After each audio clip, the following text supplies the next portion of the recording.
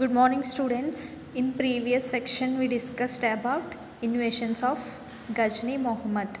So, up to Muhammad and his invasions in 98 to 1030 AD.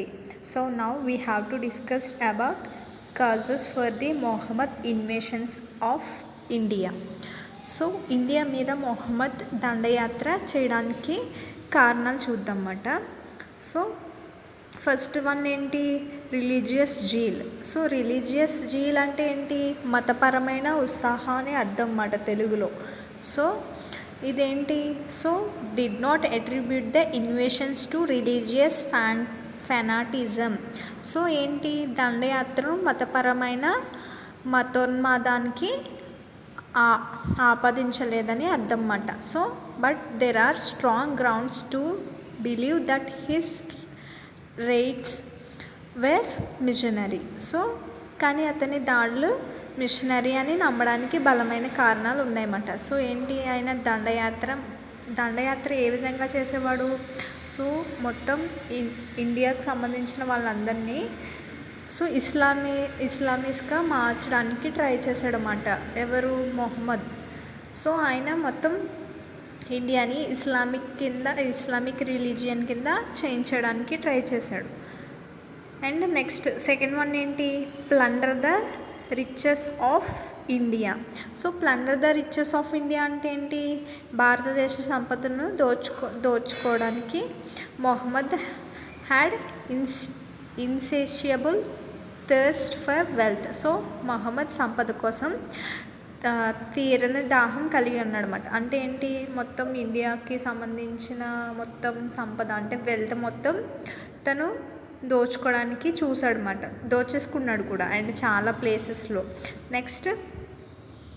Next ఏంటి, invasions. So invasions అంటే ఏంటి, దండయాత్ర అనే అర్థం. సో ఆల్రెడీ మనం డిస్కస్ చేసుకున్నాం కదా ప్రీవియస్ క్లాస్లో. సో ఇన్వేషన్స్ అంటే తెలుగులో దండయాత్ర అంటారని. సో ఏంటి ఇక్కడ, సబాక్త జైన్ కొడుకు మొహమ్మద్ గజ్నీ మాట. సో ఆయన 998 ఏడీలో కింగ్ అయ్యాడనమాట. సో ఇక్కడ ఏడి అంటే ఏమనుకున్నాం, ప్రీవియస్ సెక్షన్లో ఆల్రెడీ డిస్కస్ చేసుకున్నాం కదా. సో ఏడి అంటే అన్నా డామినీ అనే అర్థం. సో ఏడి లాగే బీసీ కూడా ఉంటుంది అన్నమాట. సో బీసీ అంటే ఏంటి, బిఫోర్ క్రీస్ట్ అని అర్థం వస్తుందన్నమాట. సో గజనీ ఇండియాలో 17th యాత్రలను నిర్వహించాడనమాట. ఆయన ఒక 17 ప్లేసెస్ని విజిట్ చేశాడనమాట. సో ఎప్పటి నుంచి ఎప్పటి వరకు, సో 1000 నుంచి 1027 ఏడీ వరకు ఆయన విజిట్ చేశాడు మొత్తం 17 ప్లేసెస్ని.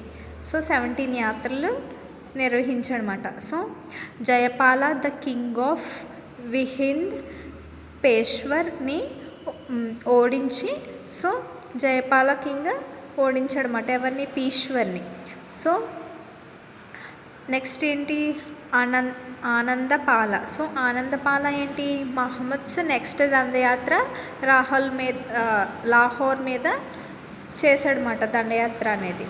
సో ఆనందపాల అంటే ఏంటి, మొహమ్మద్ నెక్స్ట్ దాడి ఎక్కడ చేశాడు, లాహోర్ మీద అన్నమాట.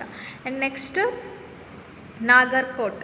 సో 1009లో మొహమ్మద్ అటాక్ చేసిన కోట దోపిడీ నుండి సంపద మొత్తం దోచేసుకున్నాడు అనమాట. సో నాగర్కోట్లో 1009లో సో అక్కడ నాగర్కోట్లో ఆ కోటలో ఉన్న సంపద అంటే వెల్త్ మొత్తం ఈ మొహమ్మద్ దోచేసుకున్నాడు అనమాట. అండ్ నెక్స్ట్ ఫోర్త్ వన్ ఏంటి, మొహమ్మద్స్ మోస్ట్ ఇంపార్టెంట్ యాత్ర వ్యతిరేకత ఎక్కడ జరిగింది, సోమంత్ టెంపుల్ మీద మాట.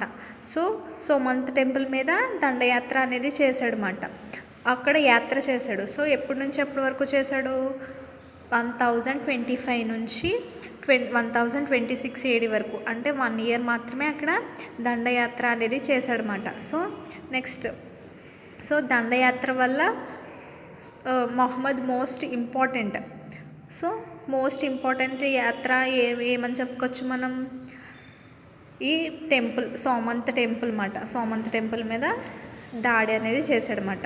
Next results of the invasion, దండయాత్ర వల్ల వచ్చిన రిజల్ట్స్ అని చెప్పేసి తెలుగులో చెప్పొచ్చు అన్నమాట. రిజల్ట్స్ ఆఫ్ ది ఇన్వేషన్ అంటే సో ఏంటి, గజనీ దండయాత్ర వల్ల ఇండియాకి చాలా నష్టం అనేది జరిగిందన్నమాట. సో ఎకనామిక్స్ గాను అండ్ పొలిటికల్గాను మనకి ఇండియాకి ఆయన మొహమ్మద్ గజనీ దండయాత్ర చేయడం వల్ల చాలా లాస్ అనేది వచ్చిందన్నమాట, నష్టం. సో మొహమ్మద్ గజనీ మనకి ఇండియాలో ఉన్న వెల్త్ అంతా కూడా దోచేసుకున్నాడు అనమాట. సో గజనీ దండయాత్ర వల్ల కంట్రీ చాలా నాశనం అయిందన్నమాట.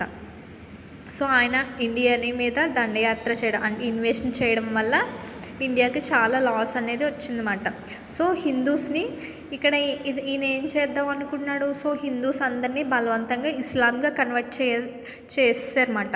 చాలామంది హిందూస్ని ఇస్లామిస్ కింద కన్వర్ట్ చేస్తారు. సో ఆ టైంలో సో ఎప్పుడు మొహమ్మద్ గజనీ రూల్ చేసినప్పుడు ఇండియా మీద దండయాత్ర చేసినప్పుడు సో హిందూస్ అందరినీ కూడా ఇస్లామిస్ కింద చేంజ్ చేస్తాడనమాట. సో ఇది ఎలాగా వాళ్ళు బలవంతంగా సో హిందూస్ అందరినీ ఇస్లామిస్ కింద చేంజ్ చేస్తారన్నమాట. Next estimate of Mohammed Ghazni. So ఏంటి ఎస్టిమేషన్ అంటే ఒక అంచనా వేయడం అన్నమాట. సో మొహమ్మద్ గజనీ ఎంత దోచుకున్నాడు అనేది అంచనా వేస్తే సో మహమ్మద్ చాలా తెలివైన మిలిటరీ కాన్క్వీవర్ అన్నమాట. సో మొహమ్మద్ ఒక మిలిటరీ కాన్క్వీవర్. సో అతని దండయాత్రకు మెయిన్ పర్పస్ ఏంటి, ఇండియా మీద దండయాత్ర చేయడానికి, సో సామ్రాజ్యాన్ని నిర్మించడానికి మాత్రం కాదన్నమాట. సో ఆయన సామ్రాజ్యాన్ని నిర్మూలించడానికి అయితే ఇండియా మీద దాడి చేయలేదన్నమాట. So Mohammed one of the greatest leader అన్నమాట. సో వరల్డ్లో Mohammed Ghazni one of the greatest leader అన్నమాట. సో ఆయన గ్రేట్ ఆర్టిస్ట్ కూడా. And he destroys specimens of art in India. So ఇక్కడ మనకి స్పెసిమెన్స్ అంటే ఏంటి, తెలుగులో ఏమంటారు, నమూనా అన్నమాట. సో అవన్నీ కూడా డిస్ట్రాయ్ చేస్తారన్నమాట. ఒక నమూనమైన ఆర్ట్స్ని సో డిస్ట్రాయ్ చేస్తారన్నమాట. Next so Ghazni's expedition on Somnath temple. So expedition అంటే ఏంటి, యాత్ర కదా. సో సోమనాథ్ టెంపుల్ మీద మొహమ్మద్ గజనీ చేసిన యాత్ర గురించి డిస్కస్ చేసుకుందాం. సో గజనీ చేసిన ఒక 17 యాత్రలు చేశారని చెప్పాను కదా. సో ఆ 17లో ఇది 16th అన్నమాట. సోమనాథ్ టెంపుల్ యాత్ర అనేది 16th ఎక్స్పెండిషన్ అన్నమాట. సో అయింది 16th యాత్ర ఈ సోమనాథ్ టెంపుల్ అన్నమాట. సో ఎప్పటి నుంచి ఎప్పటి వరకు చేశాడు దండయాత్ర, సో 1025 నుంచి 1026 AD వరకు, అంటే 1 year వరకు ఈయన సోమనాథ్ టెంపుల్ మీద దండయాత్ర అనేది చేశాడనమాట. సో సోమనాథ్ మీద యుద్ధం ఓన్లీ 3 days మాత్రమే జరిగింది. సో అక్కడ ఎన్ని ఇయర్స్ జరిగింది టెంపుల్ మీద మనకి వార్, ఒక 3 days మాత్రమే జరిగింది. సో టెంపుల్లో ఉన్న వెల్త్ మొత్తం సో ఒక లార్జ్ ఆర్మీతో వచ్చి తీసుకొని వెళ్ళిపోయాడు అన్నమాట. సో ఏం చేస్తాడు, సో ఆ టెంపుల్ దగ్గర వార్ అనేది చేసి సో ఆయన మొహమ్మద్కి ఉన్న మొత్తం ఆర్మీని మొత్తం తీసుకొచ్చి సో ఆ టెంపుల్లో ఉన్న వెల్త్ మొత్తం అంటే సంపద మొత్తం దోచుకుని వెళ్ళిపోయాడు అన్నమాట. So next MD Ghori's invasions of India. So ఏంటి నెక్స్ట్ మొహమ్మద్ గోరీస్ ఇన్వేషన్స్ అంటే మొహమ్మద్ గోరీ దండయాత్రల గురించి తెలుసుకుందామన్నమాట. సో ఇండియా మీద చేసిన దండయాత్ర గురించి. సో గజనీ తర్వాత అంటే మనం గోరీ కన్నా ముందు ఎవరు దండయాత్ర చేశారు ఇండియా మీద, గజనీ మాట, మొహమ్మద్ గజనీ. సో గజనీ తర్వాత ఒక 150 yearsకి గోరీ దాడి చేశాడనమాట ఇండియా మీద. అండ్ గజనీ గోర్ని లొంగ తీసుకున్నాడు అనమాట. సో గజనీ డెత్ తర్వాత గోర్ మనకి గోర్ నేమ్ ఏంటి, ఫుల్ నేము గియాసుద్దీన్ మహమ్మద్ మాట. సో ఆయన టర్క్ కాన్క్వైర్డ్ గజనీ కింద. అండ్ ఆయన బ్రదర్ అంటే హిజ్ బ్రదర్ సిహాబుద్దీన్ గవర్నర్ కింద 1173 ADకి అపాయింట్ అయ్యారన్నమాట. సో ఈయన ఎవరిని డెత్ తర్వాత గోర్ వచ్చారు, గజనీ డెత్ తర్వాత గోర్ వచ్చాడనమాట. సో గోర్ ఎవరిని లొంగ తీసుకున్నాడు, గజనీని. సో గజనీని లొంగ తీసుకుని గోర్ అనేది ఇండియా మీద ఇన్వేషన్ చేయడానికి అంటే దండయాత్ర చేయడానికి వచ్చాడనమాట. సో ఈయన తమ్ముడు ఎవరు, సిహబుద్దీన్ మాట. సిహబుద్దీన్ గవర్నర్ కింద అపాయింట్ అయ్యారన్నమాట. ఎప్పుడు, సో 1173 ADలో ఈయన బ్రదర్ సిహబుద్దీన్ గవర్నర్ కింద అండ్ ఈయనేమో టర్క్ కాన్క్వైర్డ్ గజనీ కింద అపాయింట్ అయ్యారన్నమాట. So causes for the Mohammed's invasions. So causes for Mohammed's invasions అంటే ఏంటి, సో ఇక్కడ మొహమ్మద్ దండయాత్రల గురించి వచ్చిన కాజెస్ గురించి చూద్దాం. సో మహమ్మద్ మెయిన్ యాంబిషన్ ఏంటి, సో ఏంటంటే ఇండియాలో ముస్లిమ్స్ రూల్ని ఫౌండ్ చేయాలి అనమాట. సో ఆయన ఏంటి, మొత్తం ఇండియాలో ఉన్న వాళ్ళందరూ కూడా ఇస్లామిక్స్ కింద కన్వర్ట్ అయిపోవాలి, అంటే ముస్లిమ్స్ కింద అయిపోవాలి. హిందూస్ అయినా ఎవరున్నా సో అందరూ కూడా ఒకే రిలీజియన్, ఇస్లామిక్ రిలీజియన్ అంటే ముస్లిం కింద అందరూ మారిపోవాలని చెప్పేసి మొహమ్మద్ యాంబిషన్ మాట. సో విగ్రహ నిర్మూలన చేసి, సో ఇండియాలో ఏంటి బేసిక్గా హిందూస్ అందరూ కూడా విగ్రహాలని పూజిస్తారు కదా. సో ఆ విగ్రహ నిర్మూలన అంటే విగ్రహాలను తీయించేసి సో హిందూస్ అందరినీ కూడా ముస్లిమ్స్ కింద కన్వర్ట్ చేయడానికి చూసాడనమాట. సో విగ్రహ నిర్మూలన చేసి ఇస్లాం రిలీజియన్ని స్ప్రెడ్ చేయాలనుకున్నాడు అనమాట. సో ఇక్కడ ఏంటి, conditions of India on the eve of Mohammed's conquest. So ఏంటి, సో కొన్ని కండిషన్స్ అనేవి ఉన్నాయన్నమాట. సో ఏంటి, north India Rajput princes rule చేసేదన్నమాట. సో నార్త్ ఇండియాని ఎవరు రూల్ చేసేవారు, రాజ్పుట్ ప్రిన్సెస్ అనే ఆమె ఈ నార్త్ ఇండియాని రూల్ చేసేది అన్నమాట. సో పంజాబ్ని ఖుష్రు మాలిక్ రూల్ చేసేవాడు అనమాట. సో పంజాబ్ని ఎవరు రూల్ చేసేవారు, ఖుష్రు మాలిక్. సో ఇక్కడ మనకి ఒక్కొక్క స్టేట్ని ఒక్కొక్కరు రూల్ చేసేవారు అన్నమాట. అండ్ నెక్స్ట్ ఢిల్లీని ఎవరు రూల్ చేసేవారు, పృథ్వీరాజ్ చౌహాన్ రూల్ చేసేవారు అనమాట.